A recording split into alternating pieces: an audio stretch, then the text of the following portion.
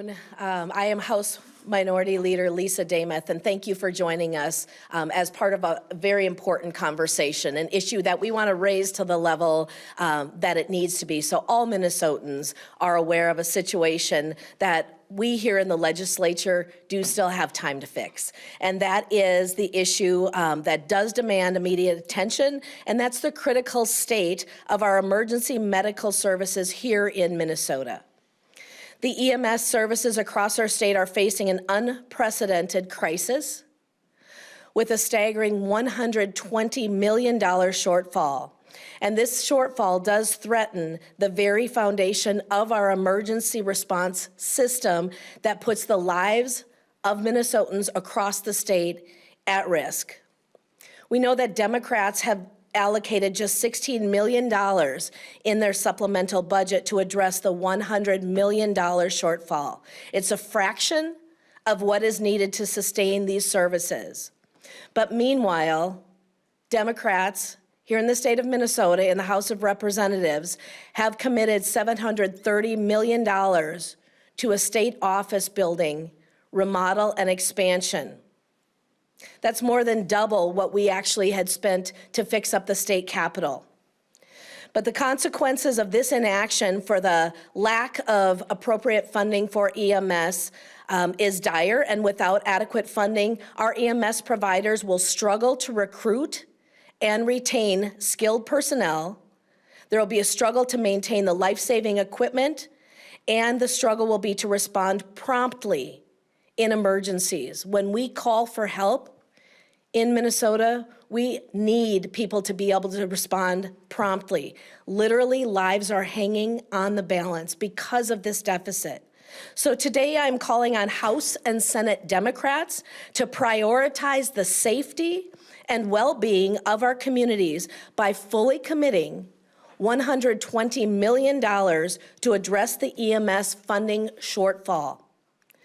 This investment is not just about dollars, but it is about ensuring that every Minnesotan can count on timely and effective emergency care when they need it the most. We can't afford to compromise on public safety. As lawmakers, it is our duty to budget resources responsibly and to prioritize the needs of our constituents. And the time for action is now.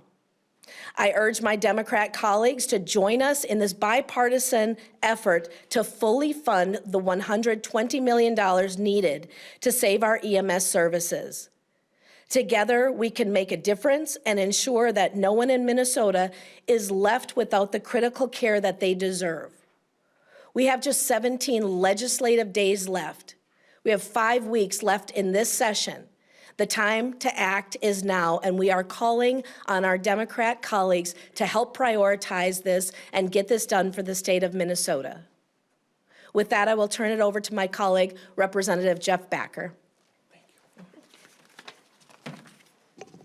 Thank you. I'm Jeff Backer. I actually volunteer as an EMT for the Browns Valley Ambulance Service. I've been doing that for 29 years. EMS is at a crisis. What is extremely disappointing is that our colleagues in the majority, Democrats, have only funded our crisis at $16 million. I had the honor and opportunity to serve on the EMS task force. This is what we heard. I made every single meeting up on the Iron Range, down in Southeast, West Central Minnesota. 3 things: retention, recruitment, and reimbursements. Those are the challenges that we are having. We can easily get this money by just defunding the Northern Light Express. No one is asking for a train to go from Minneapolis to Duluth.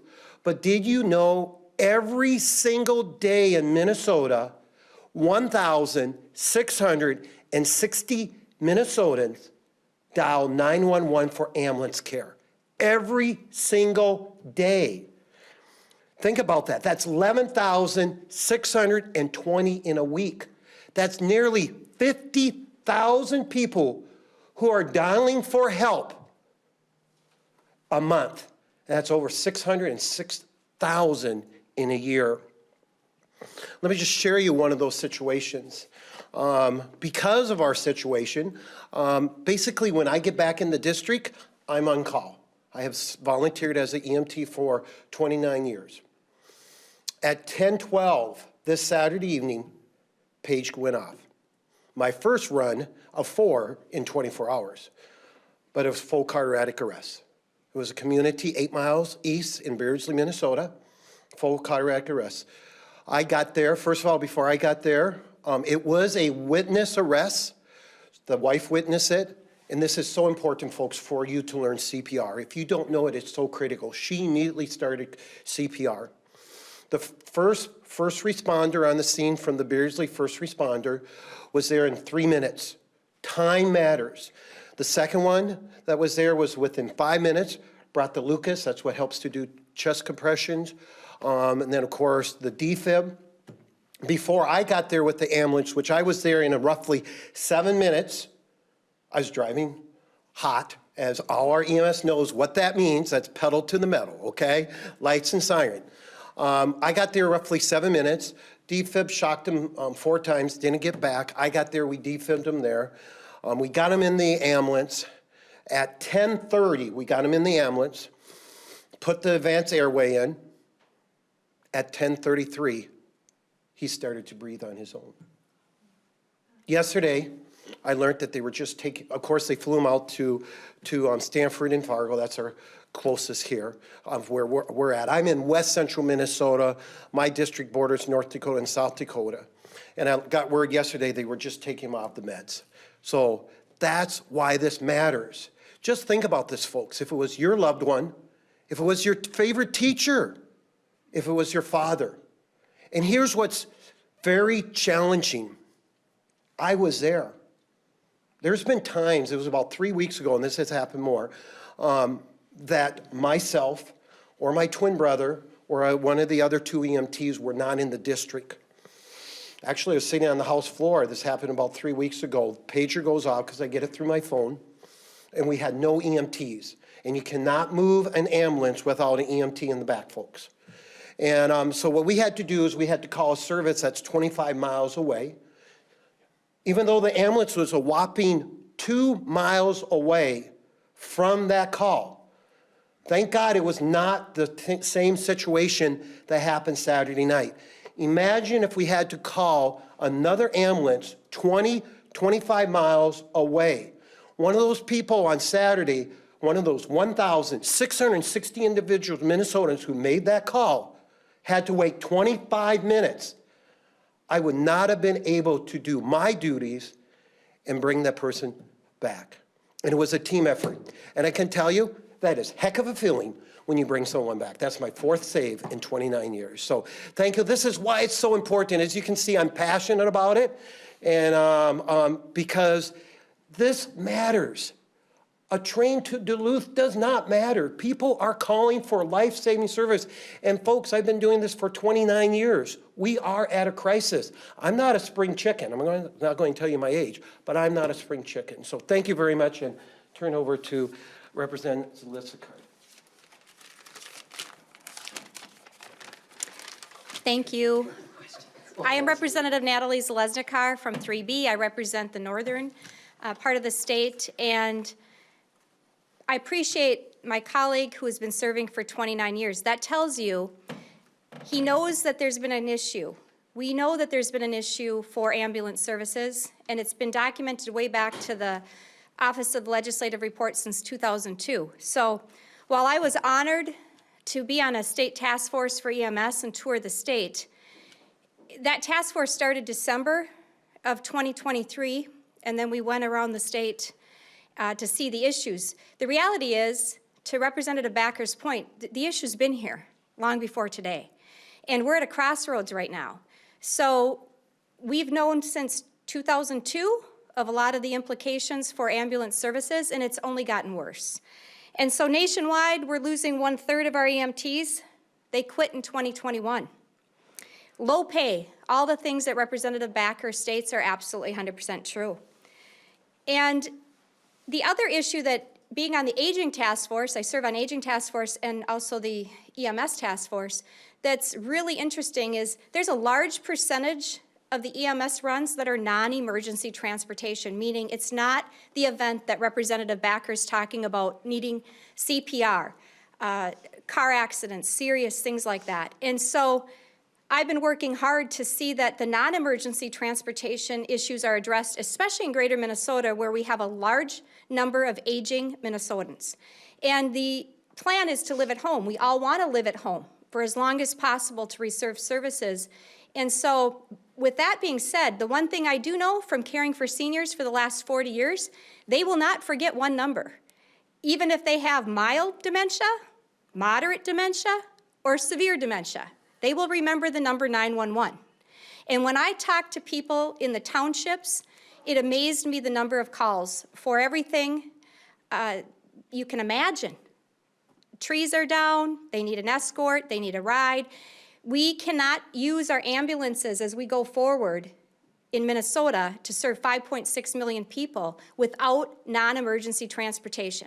So while it's great that a train has been budgeted to go to Duluth, it's not going to pick up people to transport them to their medical appointments Monday through Friday so that we can avoid some of the medical issues that happen Friday at 10 p.m. because they haven't went in, or an infection is happening and they're sick and they need to go in. And so the emergency rooms are becoming the one stop and the ambulance is the one call. And so we have to do better for Minnesota. And right now, the budget request, I think, is in the multi-millions, and we know that. 120 million is needed. But the reality is we had a historic budget surplus in just 2023. Before the study was put together, we had a historic budget. So it wasn't a priority to the trifecta, and that is a bipartisan issue, a bipartisan need for every Minnesotan. $17.5 billion was spent in 5 months. And then we created a study and a task force to tell us what we know. And so we need to make this a #1 priority. And I'm 100% supporting many of the bills that have been authored that address the $120 million need. But the reality is we have to find money for emergency services, something that, regardless of zip code, you have to be able to know that you have somebody to call.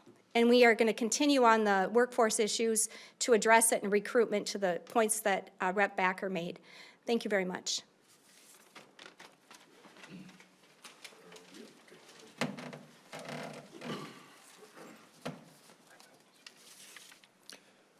Good afternoon. My name is Josh Fisher. I'm the Director of Stevens County Ambulance Service in Morris, and I'm a paramedic. Having grown up in an EMS family and worked in the industry for 27 years now, I often wonder why it's taken so long for us to bring attention to this financial crisis that ambulance services are experiencing. We as an industry have been sounding the alarm bells for many years now, but we continue to provide services because the men and women that you find working in EMS are resourceful, they are resilient, and they are dedicated to the job. Despite those financial challenges, we keep showing up, we keep making it work, and we are proud to be that safety net for our communities. However, EMS in rural Minnesota operates on a deficit of $120 million annually. Locally, our service provides over $300,000 in uncompensated care each year. That's about 1/5 of our run volume, and it does not account for mandatory discounts from Medicare and Medicaid. So this is not just a cry for help. For many services, it very well could be the last gasp of air before we say, you know what, we can't do it anymore. So we're looking to the state to support that statewide EMS safety net, because every person that lives in and works in and visits our great state benefits from that safety net, whether they ever have to call for an ambulance or not.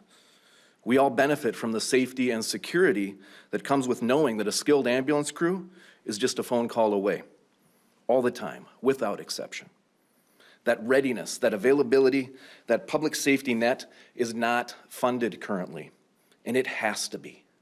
If these essential services, these essential ambulance services don't get the funding they need, that safety net that our small towns rely on may not be there anymore. Reimbursement rates are inadequate. 30 cents on the dollar is not sustainable. The cost of providing services is increasing dramatically, while financial support remains virtually unchanged. Finally, if you ask me if the ambulance services in our area in western Minnesota or across rural Minnesota will still be providing services a year from now if we don't receive this emergency funding, I'll tell you, I don't know. I don't know.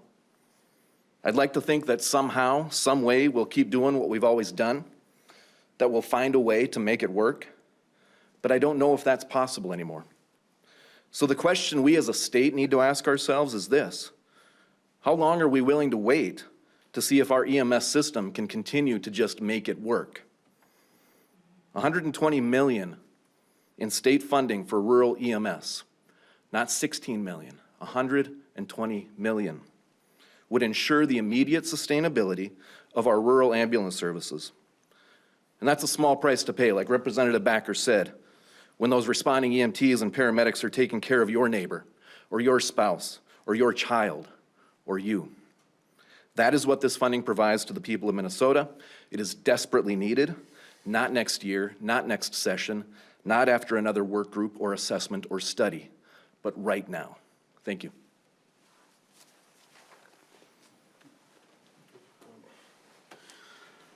Good afternoon. My name is John Fox. I'm a paramedic and I'm on the leadership team with Dodge Center Ambulance. I'm just going to reinforce what we've been talking about. This is not hyperbole. I've been doing this also for many, many years. I just did my 15th research, so I'm at about 30 years to doing this. We have pulled every rabbit out of our hat to make this happen. All through COVID, we never missed a call. We have been showing up and figuring this out since 2002 when we first identified this. Again in 2015, in 2016, in 2024, we've been able to continue to see the same problems. Read the 2002 report. It's going to look very similar to what we've just seen now. We just don't have it. One area that I'd like to highlight and why this $120 million is so crucial. We have in greater Minnesota, a large part of our coverage is done by volunteers. And historically, that's how rural ambulance has been funded. That is the only place where I at Dodge Center am able to be here today, is we have volunteers covering our truck, and we're so thankful for them. But last year, they covered about 14,000 hours at a cost of about $450,000, give or take. That money, they're funding that readiness. They are the ones that are providing this service. We get to bill a few patients, but we only get 30 cents because most of that's governmental payers like Medicare and Medicaid. It doesn't work. We are not trying to cry wolf. This is it. There will be services closing. I know that they're hanging on. In our county alone, we cover weekdays for one of our neighbors because they cannot staff. They've had 2 positions open, no takers. It just isn't happening. We need this money to sustain what we're doing. We're doing good work. We have some great people, but please give us the help. And we can go ahead and take a few questions if you have them. Can someone walk through the funding part, why 120 versus 16? I know when the governor was asked about it when he unveiled his supplemental budget, he explained it as focusing on triaging certain services. So can someone just explain that a little bit more? Because obviously that's a big discrepancy. Yeah, it's a huge discrepancy. The whole service is at triage right now. That is the challenge that you have, is because we have services in greater Minnesota that has pretty much every service in greater Minnesota is running a deficit, and we are subsidizing this on the back of volunteers, folks like myself. So when the governor says he wants to focus on the triage, what we have to look at is we need leadership for a plan that will, so if you need EMT emergency care, 5 years down the road, it's here. Triage is good on a trauma, but as we have heard, we have other runs instead of just trauma. We have transfers from one hospital to another hospital. So that analogy from the governor is lack of leadership, and that's because the whole service, EMS in greater Minnesota, is at a crisis, okay? When I step into my district, I'm on call.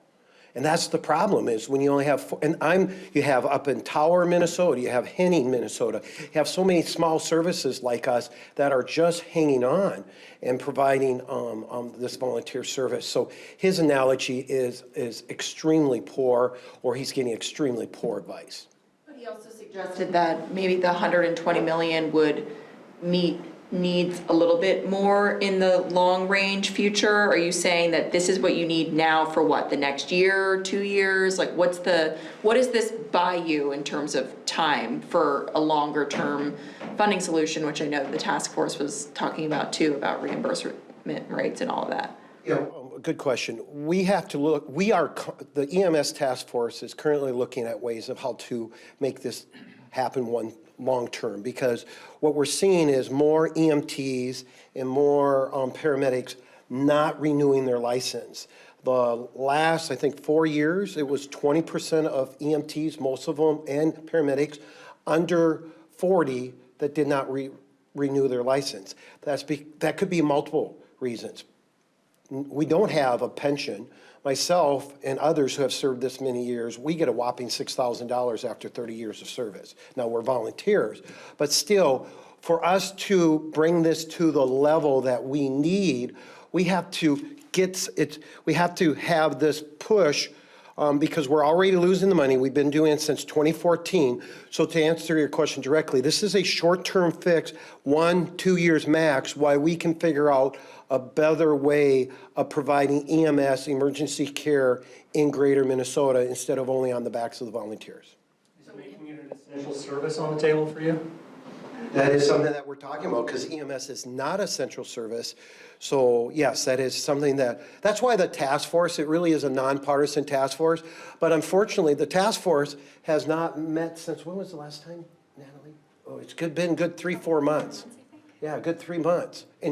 In February was the last time we met. We should be meeting a lot more often because this is a critical thing. So that's something that we've talked about. There's a lot of good ideas, but there needs to be a lot of hard work that needs to be done.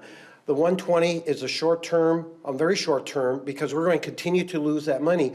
When we don't get reimbursements on Medicaid or Medicare, because 70% of our runs in greater Minnesota is reimbursed by Medicaid or Medicare, and as we heard from Mr. Fisher over here, we are getting 30 cents on a dollar. You don't have to be good in math to say this is why services like our service does a pancake fundraiser feed every year. We raise $33,000 so we can keep the rates coming out. Let's face it, we have a majority who wants to build a train that no one's asking, but we have to go back to our constituents and ask to come to a pancake feed to give us money so we can provide service. Where is that priority? That's just bad priority. And like our leader said, $730 million on a palace for politician, where we have 1,660 people every single day dialing for 911. As you can see, I'm passionate about this. So sorry, to just put a finer point on it, that 120 million would help that like gap of the 70 cents reimbursement. That's really where the money is going. Okay. Yeah, it helps so we can equipment. But what's more important than equipment is important, but there are times in the summer I'm putting 400 hours on call. We need more people. We need more people. Will the extra money help? I mean, is the hope that being able to handle reimbursement will also drive people or keep people from leaving or bring people back into the profession? Well, what we can do is we can professionalize it. And I don't mean that the people who are volunteers that we have are very professional, but we can. One thing that I learned from southeastern part of Minnesota on the task force is they do more of a hybrid down in Dodge. We don't do that in West Central Minnesota. And what I mean by a hybrid, they'll have 1 or 2 EMTs.